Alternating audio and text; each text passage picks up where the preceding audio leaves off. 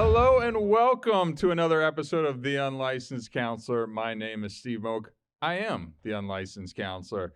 As always, so grateful to be here on a boiling Scottsdale, Arizona day. A boiling week, month. I don't know. It is brutal out there. Stay far away from here. Go anywhere but walk around Phoenix and Scottsdale right now. You know, the funny thing is, before I jump into this, I talked to so many people and there's been news even across the country. I have friends texting me and they're like, "Oh, I can't believe how hot it is." I'm like, "Yeah, it's July in Phoenix. Like, hello, it's always this hot. I'm just not sure why it's making all the waves this year for some reason." I'm like, it hasn't even hit 120, I think, yet. So, anyways, it's hot. It is what it is. We got to deal with a couple months of really hot to enjoy all the rest of the year and the beauty that comes with that, and just the awesome place that we get to live here. So, thanks for tuning in. Thanks for subscribing, liking, review, follow us on Instagram. Really starting to pick up some momentum. It's great to see some of the social channels really start to pick up some steam. Like I said, recently we just had another video do over 1.1 million views. So it's like whatever we're doing must be resonating, landing with some folks that are out there. And we sure appreciate you taking the time and listening. Today I want to talk about a certain time of the year. That time is kids are going back to school. You know, I'm a single dad, but I know for parents, like it's probably easier when the kids kind of head back to school. I know it's a lot of juggling schedules, a lot of camps, you got travel, you got summer fun, but sometimes, getting back into a routine can really be a bit of relief. So I want to talk about just some kind of counseling points, thoughts, nuggets, talking points for both you, the parent, things that you can be thinking of as you're kind of going into and setting up, hopefully, what is the start of a great year. And I also have a couple nuggets that, maybe you want to share this with your kids. Maybe this is a podcast. I keep it clean here at the Unlicensed Counselor that you could share with them and start to have a conversation, things that they could be thinking about as they're walking into a school year. School's not easy. In my previous relationship, I was a stepdad to a 2 all the way to 15-year-old. And so I got to see firsthand a lot of different stages of life and kind of what that looks like as a parent, as a step-parent, co-parent, all those types of things. And we did a lot of good stuff. And we did some stuff that probably do a little bit better this time around. And now I'm a single dad. And, how can I take a lot of the things that I've learned, both from my experience in growing up and my parents and then being a co-parent and all this stuff. And I really thought, okay, we're getting ready to head back into a school year. Let's take some time. If we start thinking about these things now, we start talking about them now versus 3 weeks, a month, 3 months into the school year, things are breaking down. Communication isn't happening. You're frustrated with the kids are frustrated with you. And we're going, what happened? How did we get off on the wrong foot here? And what can we do to hopefully improve things? So if we can save some of that stress and maybe make things a little bit smoother by having some conversations up front and kind of having some of these pointers in our pocket, maybe we can really set this school year off to be right. Because there's nothing, it's really challenging. And I've been fortunate, and even in my previous relationship, I had 2 great stepkids who are very well adjusted, balanced, smart, kind people. And even being that, it was still challenging at times with just some of the things that they're exposed to and the peer groups and the circles and the social media. I mean, it's really challenging, and it's different in kind of today's day and world. And different in a way that, some of the things that they can get involved with now could have much longer consequences, down the road than I think maybe some previous generations as well, too. But before we get started, always want to say a big thanks to our sponsors. First off, ShareTech. This is the uncheatable drug and alcohol screen. Can't say enough good things about this business and the good that they're doing across the country by not allowing people to continue to use drugs and alcohol.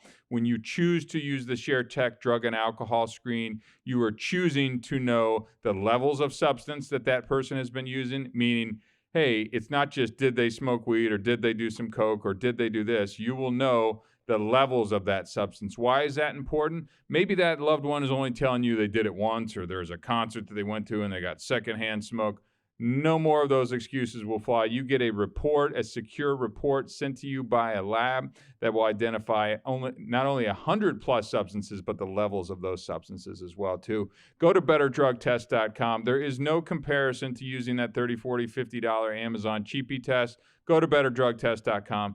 Pick up that test. If you need to know, there really is only one test That's the ShareTech drug and alcohol screen. Again, big thanks to ShareTech for continuing our support with the Unlicensed Counselor here as well. And then our friends at Easy Sheets, go to easysheets.club, the most comfortable subscription service that you can possibly get. And the one I always say you're going to probably spend the most time on.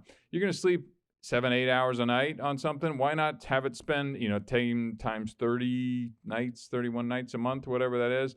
I guarantee you're getting the most value out of the Easy Sheets subscription. Starts at $50. They'll send you a professionally cleaned and pressed set of sheets of your choice right to your front door. Take your used ones, put them into a prepaid bag, drop them at any location. They get overnighted back to the facility for cleaning. Honestly, for $50, you can't go wrong. Go to easysheets.club. Like I always say, Carry, Aloha, White, Bamboo, Boom. You're going to love it, and whoever's sleeping you next to you is going to love it as well, too. Again, me, Unlicensed Counselor. Go to Unlicensed Counselor, theunlicenskedcounselor.com. Book a little time with me. You've heard me. You like it. You don't like it. You want to explore maybe a different voice in terms of solution-focused counseling. That's what I'm here for. I like to hit things head on. It may not be for everybody, but I guarantee you we're going to get to some really progress, some actionable steps for you in a much shorter period of time than maybe if you've tried the traditional counseling route. Last but not least, I want to actually start mentioning another project that I've been working on with a group of individuals here in the Valley. Being a person, recovering drug addict and alcoholic, I'm very passionate about drug prevention. And one of the things that I've been working on behind the scenes that I will start discussing here on the Unlicensed Counselor podcast a little bit is a little program called Hard Stop. When we've seen prevention efforts in this country pushed with a nationwide voice, they are successful.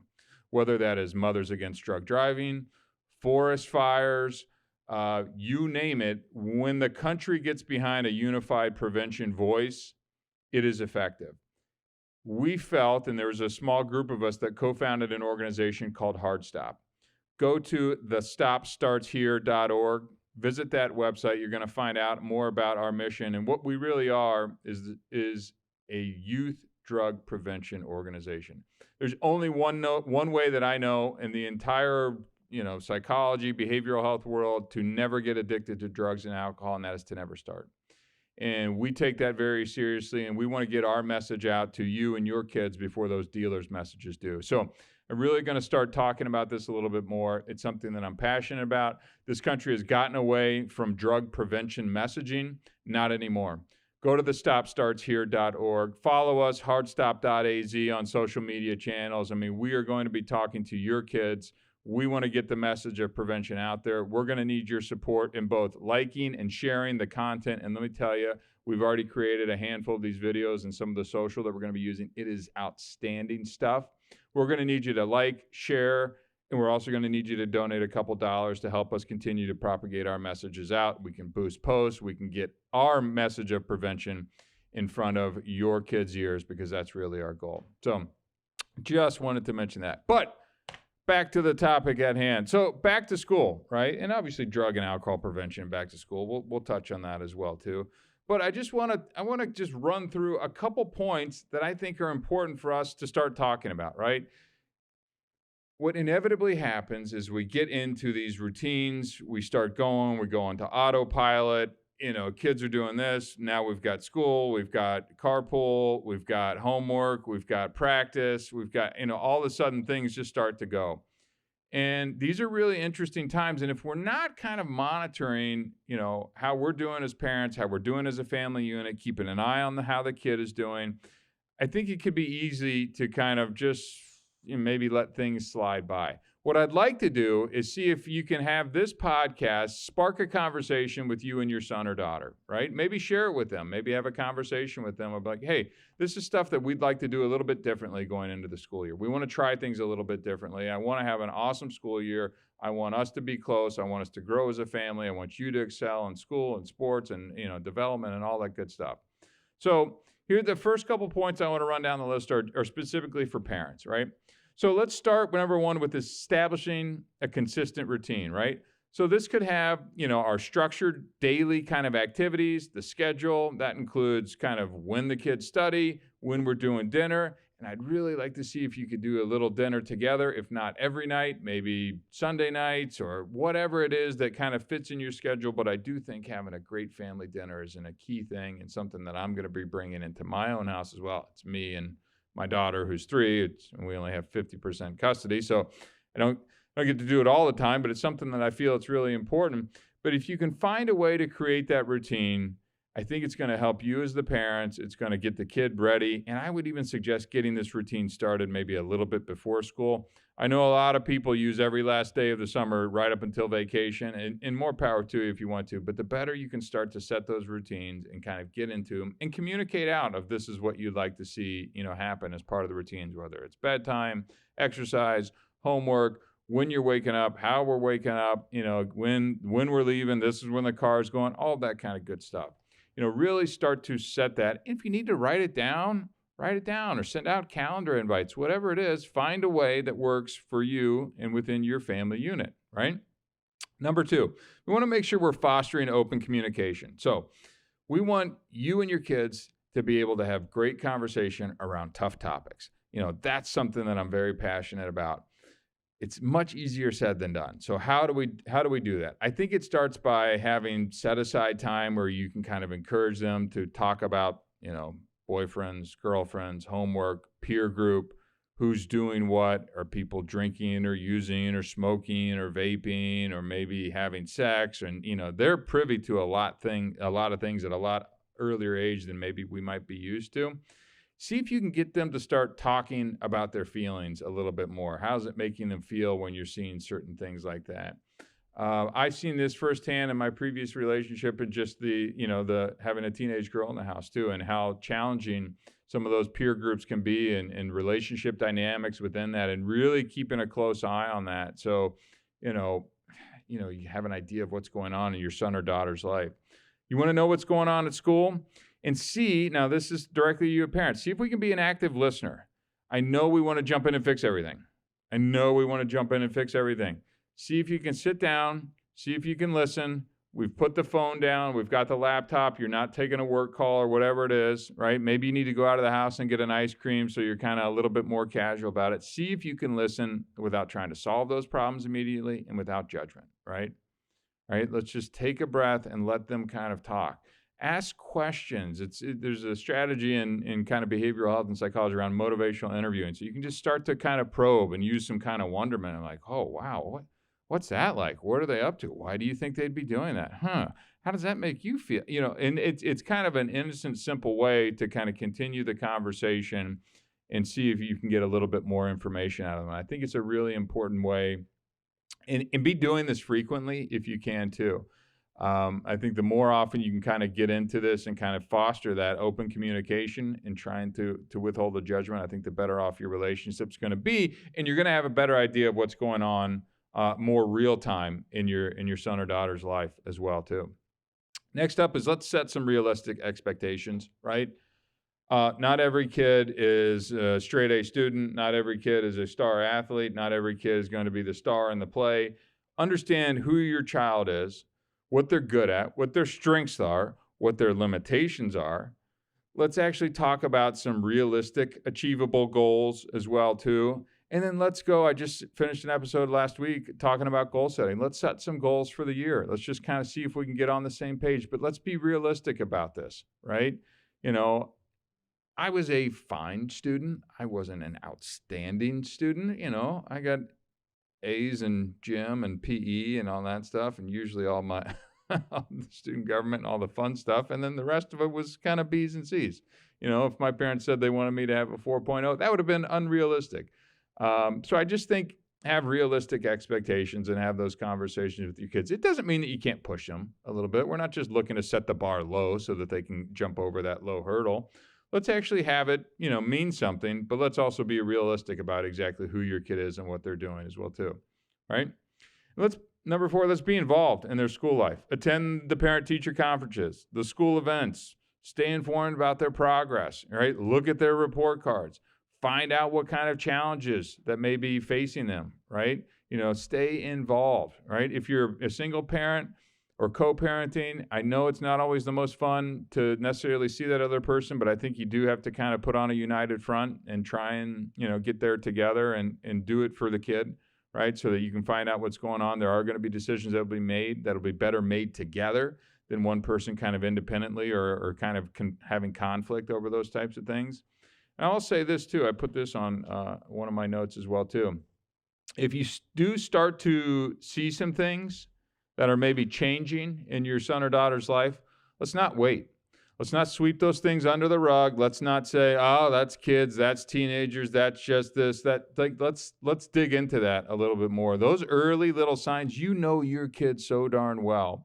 When you see them starting to have minor behavior changes, and it may just be minor at first, but it is something to keep a very close eye on. And if that pattern keeps repeating, or there's some new behavior, new friends, changes in eating, sleeping, let's dig into that and don't wait to take some action, right? I'm not saying you need to run to a counselor right away, but wouldn't hurt to maybe pick up a drug test, wouldn't maybe hurt to have a conversation with them, maybe talk to some of the other parents at one of the games or events or something like that. Let's dig into it a little bit closely and make sure that we're taking action, because if you just sweep things under the rug, all of a sudden you could have a much bigger problem in a very short period of time. Number 5, encourage a growth mindset. So help your child view challenges as opportunities, right, for growth and learning, emphasizing the importance and effort of perseverance. I mean, school is kind of sucky and not always fun, but if you can put some things out there to kind of challenge them, maybe there's a topic that they're really interested in a certain class, or a teacher that they're really resonating with, maybe they can get more involved, maybe they can do some volunteering outside, maybe they can do some research on their own. Maybe they can, create videos or follow certain people on social media. Let's find a way for them to get excited and support them as they run into these challenging things, and see if there's a way to maybe encourage them and view things a little bit differently. It's so easy to say, school sucks, I hate it here, and I just got to go sit.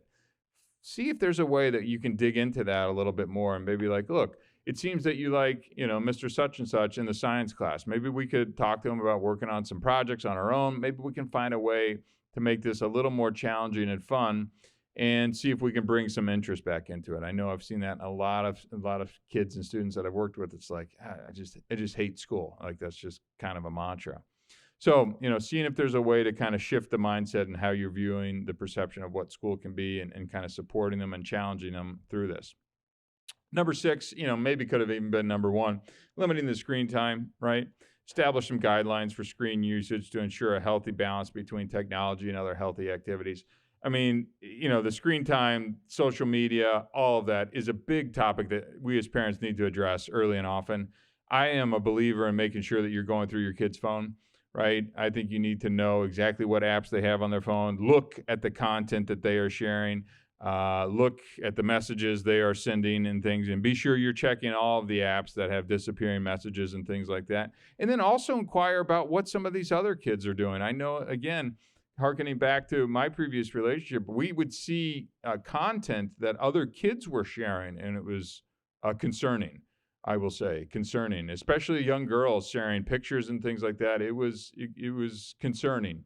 And I think it's great if you have a community of parents that are able to talk to one another and be like, hey, I just want to let you know, this is what we're seeing. This is what, I just saw come across. Are you aware that this is happening?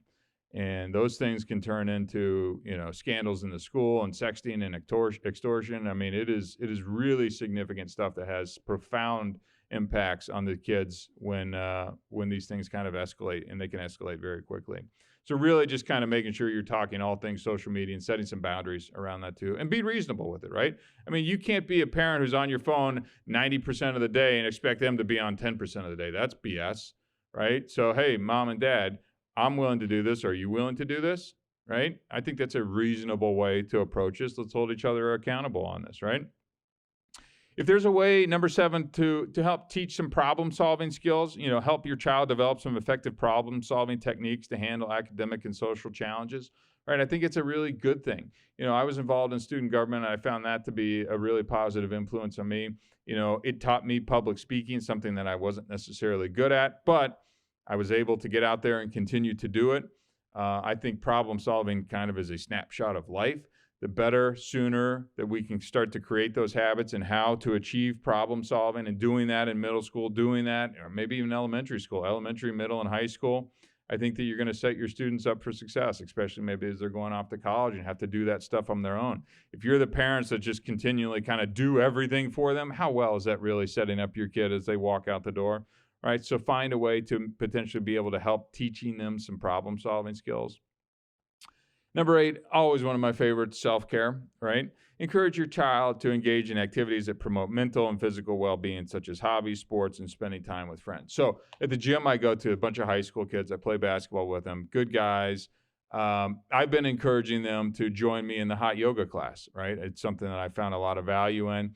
And I wish, I don't say all this to them. I'll say I wish I would have found it sooner, but if somebody would have introduced me to that at a much younger age, I'm just like, what could the trajectory have been? Will that have changed everything in my life? Probably not, but it might have provided some balance or an outlet. Same with meditation, right? Same with some of the other sports that I've gotten involved into later, or hiking. That's not something that I necessarily did. But I'm inviting them to come join me. Hey, sit in with a session, see what you like it. Finding a way to get them, maybe it's Calm, maybe it's Headspace, maybe it's prayer, maybe it's journal, maybe it's drawing, maybe it's throwing a pot of clay or something like that. I don't know what it is. But finding them, helping them find something so it's not just school, extracurricular activities and homework, right? That's going to grind anybody and bore them probably. If we can find some balance for them, I think it's going to be really helpful. And this ties directly into number 9 too, is managing stress, right? It's amazing. I think I look back and I definitely had stress when I was in high school. Oh, I got a test coming up. Oh, I got a game coming up. Oh, I got to get into college and the SATs and and the boyfriend. Great, we had stress. But I feel like some of the stress that I see on some of the middle and high school kids face today seems too much. Like it seems above what it should be for like kind of normal adolescent stress. So I think it's really important that we're teaching some stress reducing techniques like deep breathing, mindfulness, or engaging in relaxing activities, right? Again, how are you going to know what activities they like? Foster open communication. Talk to them about that. Maybe invite them to do it with you. Hopefully you're being a good role model and example to these kids as well too. Again, invite them to do things with you that maybe you already do. And I think it's a great way to spend some time with them and then also get their interest in kind of some new activities as well. And number 10, this is the last one for the parents to kind of keep in mind. Let's celebrate those achievements, right?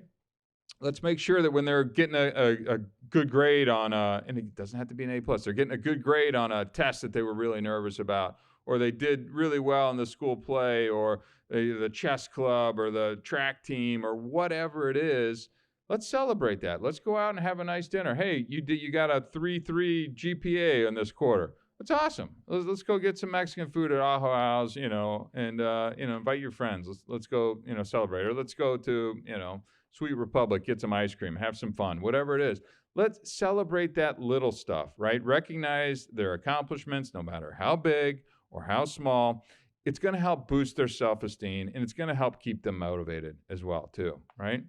So that was just the first half of this show. I really just wanted to talk to the parents on like, hey, here's some ideas that we can kind of get them going in the right direction.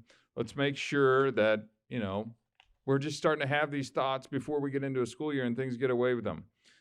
Hit things head on. Don't wait. I like to think of we're the parents first, friends second. That's not a popular opinion, but I believe that, right? And there's a time to be a friend and there's time to be a parent, but I think it's parents first, right? And again, as you're looking through all these things, let's keep an eye out for pattern changes. That one really can tie directly to substance use, drinking and drugs and alcohol. If you're eating patterns, different friends, changing music, curfew, changing, shifting, things like that, something to keep in mind, right? Send me a note on Instagram as well, or Facebook, wherever you find us as well, if you got more questions or want to elaborate a little bit more on this. So for kids, some of the things to keep in mind that, I'm going to speak directly to, kind of middle and high school kids right now, right? You're getting ready to start a new school year. Nervous, right? A lot of people are nervous. You get clothes, a boyfriend, girlfriend, dating, bullying, social media, school, sport. I mean, it is a lot. There's a lot going on. Number one thing, let's just embrace it. Lean into it. Embrace the change, right? Going back to school is going to feel overwhelming. Accept that. It just is. It's going to feel overwhelming for everybody for a wide variety of reasons. But remember, it's a new opportunity. You can learn some new things and you can make some new friends. And instead of just trying to be nervous and retracting and just pulling back, let's try and maybe lean into it and be like, you know what? Let's see what we got school year. Let's just embrace this. Let's try and shift how you're thinking and how you view school and go into a different attitude, right?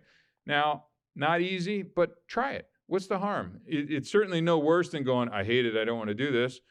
Be open to it. Maybe you're going to meet a new friend. Maybe you're going to get involved in a new club, sport, or hobby, or find a topic in school that's really going to pique your interest this year. Number 2, if you're getting into stuff and maybe it's getting a little rougher or bumpier, let's ask for help sooner rather than later, right? Ask your parents. If you don't want to go to your parents, you can go to a counselor, guidance counselor at school, or maybe another trusted teacher or something like that. If you don't have any people like that, maybe you've got somebody at your church, clergy, mentor, a coach on a sports team. Whatever it is, don't try and just shoulder this on your own and don't think that you're just going to be able to get through it or it's going to go by. Especially if there's things like bullying and things like that going on. I mean, this stuff can get serious and escalate quickly. So reach out to teachers, parents, friends. If you need help with just schoolwork, let's get some tutors. Like there's a million resources that are out there, but just don't try and do all this stuff on your own, right? And it's totally okay. I wish I would have asked for help sooner. By the way, it makes your life easier if somebody can help you and be like, oh yeah, I was right there. I didn't understand, I had to take summer school for, geometry. It's terrible. Wish I would have gotten some help more along the way. Instead I just fought it, failed it, had to then go take summer school, and that sucked. But whether it's, personal issues, school issues, ask for help, right? Number 3, let's see if we can stay organized, right? Schedules are busy these days. I am amazed at school sports, club sports, extracurricular activities, friends, trips, all these types of things. Let's get a calendar. Let's get maybe a family calendar going as well, too, so we can have all these things mapped out so everybody knows where they need to be at any point in time. Just if you can, start to find a way to get organized. I like to use calendar invites. I live and breathe off my calendar. That works for me. Find what works for you, but get organized now versus schedule gets overloaded. You're stressed, frustrated, and flustered, and now wondering how to do it. Let's see if we can get ahead of the curve and start getting organized now as we're going into the year. Number 4, be kind to yourself, right? Understand everyone's going to make mistakes, right? Learning is a journey. There's going to be good times. There's going to be bad times. You're not going to do very well on one test. You're going to crush it on another test. It's okay. Go easy on yourself. No matter one test score or one class that you missed or whatever isn't going to make or break any of your, high school, middle school, or collegiate career at this point in time. So go easy on yourself. Number 5, let's see if we can make some friends, right? This is, as a 44-year-old guy looking back and was like, man, I had a great time, but I had a lot of friends, but I also made an effort to go and seek these friends. I was involved in sports. I was involved in student government. There was a youth group called Young Life that I was involved in. I went to church. I just did a lot of different things, and I actively sought out to make friends. And when I look back and I talk to people and they're like, oh, I hated middle and high school, I'm like, it's weird to me. I'm like, why? And they're oftentimes like, I just didn't have any friends. I didn't have anything going on. And it's like, well, that's kind of on you. I mean, if you just stayed at home and didn't do anything, enjoy this experience. One day you will look back and wish you'd taken greater advantage of the opportunities that are being afforded. You don't pay rent. You get people that put food out on the table for you. You got Netflix. You probably got a TV or an Xbox. I mean, you got a good little life going right now. Enjoy it. Right? And see if you can think about it that way too. Like, this is pretty cool. But go out, try and make some friends, engage. Not only is it going to make you feel better in life, but it's a good social skill to have as you kind of develop into more of an adult as well too. All right? Number 7, let's make sure that we're taking some breaks as we're studying and in school here. I know it's real easy to just dive into this and kind of constantly be on the go. Take a break. Make sure you're doing okay. None of this candidly means all that much in the big scope of things right now. Go easy on yourself. That test will still be there.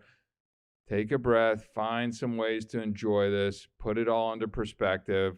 make sure that, you want to study and be prepared for the tests appropriately, but we don't need to go crazy and think that this is the end all be all, whatever happens on this geometry test. And hopefully you can do better than I did, because mine was terrible. And you know how often I've used geometry, Robin, in my life?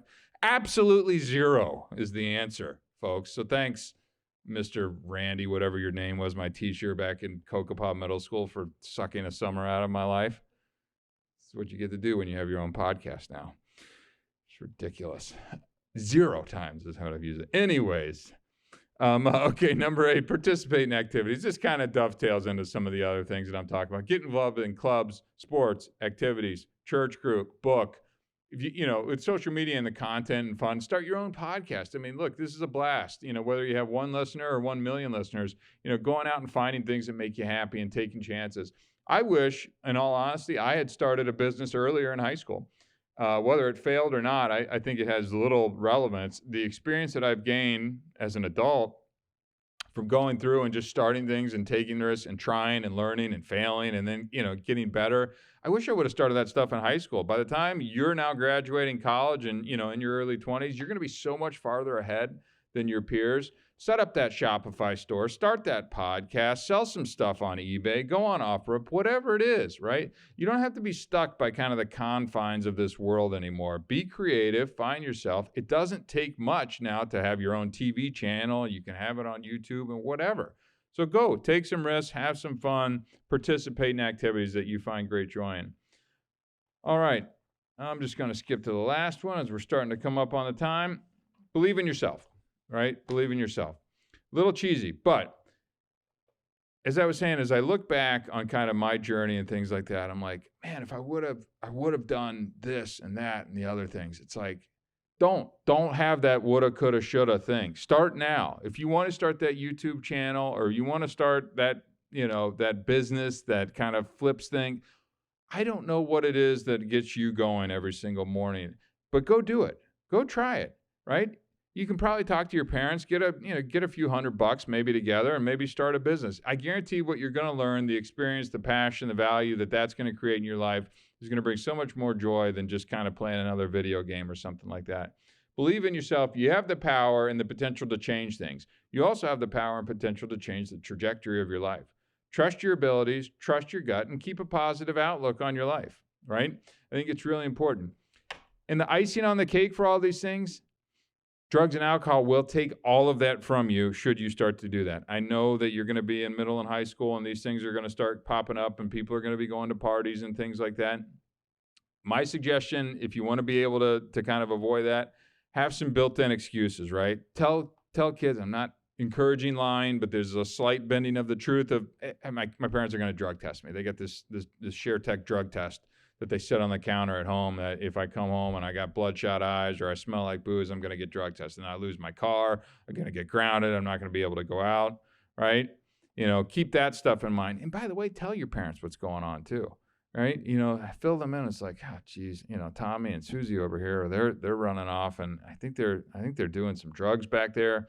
You don't want to be a narc, but you got to be like, look, here's what's really going on in my social circle. Can you help me out here? Can you give me some outs? Can you buy that drug test, right? So that I can have an excuse to say this, that I can't do this, that, and the other thing, right? 2 last points. Try and think of some things every once in a while from your parents' side, right? As a kid, you're just like, it's your world. You're out there, you're living, you're doing your thing. Have fun. I mean, I want you to have fun. But every once in a while, try and think of what it could potentially look like from the parent side of this thing. I think it just may give you a pause in your perspective as well, too. If you're going to engage in this type of behavior, be like, oh, man, what would they think if I was really out there doing that? So just a couple little nuggets I thought was interesting that, hey, look, if you share this podcast with your parents or your parents share it with you, listen to it. You may think it's total BS and you don't like any of it. If you've got your own ideas, go for it. One of the things I always say as the unlicensed counselor is just take action. If you use none of these or all of these, good for you. I don't care. I'm simply here as a tool to hopefully spark some conversation so that now you can start your school year successfully and have your family be a little tighter, hopefully avoid some of the pitfalls and really start yourself out and set yourself up for success. That is it from this hot day in Scottsdale, Arizona. My name is Steve Moak. This is the Unlicensed Counselor. Until next time, thank you very much.